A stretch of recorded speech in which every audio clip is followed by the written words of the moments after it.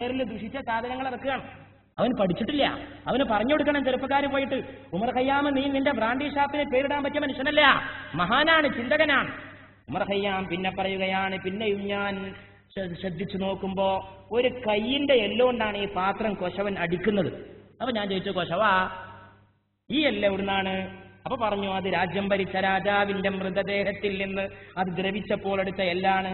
ഈ കൈകൊണ്ടായിരുന്നു രാജാവ് ചെങ്കോലേന്തിയിട്ട് ആരെവിടെ അവനെ തൂക്കിലേറ്റുക എന്ന് പറഞ്ഞിരുന്നത്. ആരെവിടെ? ഒരു ഭടൻ പ്രവേശിക്കുന്നു. ആ ഭടൻ പ്രവേശിക്കുമ്പോഴേക്ക് പറയുന്നു തൂക്കിലേറ്റുക. അങ്ങനെ രാജാവ് ചൂണ്ടിയിരുന്ന കയ്യാണിത്.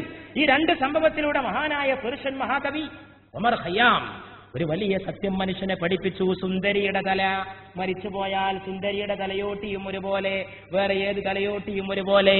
മരിച്ചുപോയാൽ രാജാവിന്റെ കയ്യെല്ലും ഒരുപോലെ, പാവപ്പെട്ടവന്റെ കയ്യെല്ലും ഒരുപോലെ. അതാണ് മരണം.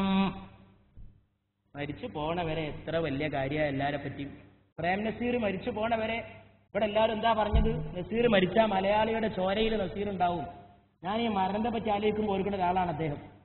ഞാൻ ഓർക്കാൻ പ്രത്യേകിച്ചൊരു കാരണമുണ്ട്. മരിക്കുന്നതിന് 1.5 മാസം മുമ്പ് 5 മണിക്കൂറാണ് ഞങ്ങൾ ഇങ്ങോട്ട് സംസാരിച്ചത്. 5 മണിക്കൂർ എറണാകുളത്ത് എൻ്റെ ഒരു സുഹൃത്തിന്റെ വീട്ടിൽ വെച്ചിട്ട്.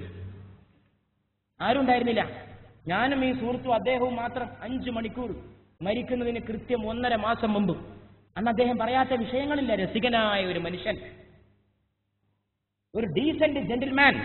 സിനിമാ താരമാണെങ്കിലും ഒരു ഡീസന്റ് ജെന്റിൽമാൻ എന്നൊരാളെ പറ്റി പറയാൻ കഴിയുമെങ്കിൽ അത് അദ്ദേഹത്തെ പറ്റിയാണ്.